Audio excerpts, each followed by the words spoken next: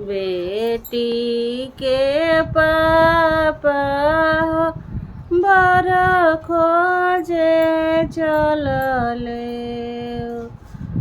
बेटी मड़वा धैले ठार।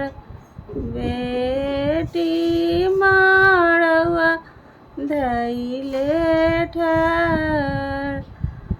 निपड़ बर जनी खोजी हाय पापा। निपड़ में बड़ी दुख होस। दिन भर निपड़ बकरी चरई है। सांझी बेरिया सहेनी रभेत।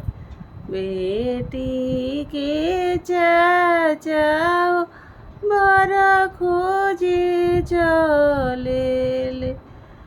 बेटी चौकठिया धैले ठार। लइकाई बर जनी खोजी हाय पापा। लइका में बड़ी दुख होस। दिन भर लइका हो गुली डांडा खेलिए। सांझी बेरिया सहेनी रभेत। बेटी के भैया हो बर खोजे चलेले। बेटी दुवरिया धैले ठार। पढ़ल बर तू खोजी हाय भैया हो।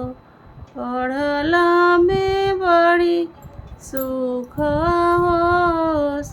दिन भर पढ़ल कलम चलई है। सांझी बेरिया दिहे समुझाय। सांझी बेरिया दिहे समुझाय।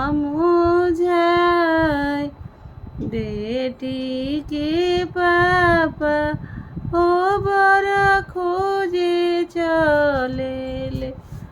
बेटी हो मड़वा धैले ठार। अच्छा लगी तो लाइक सब्सक्राइब कर दिया।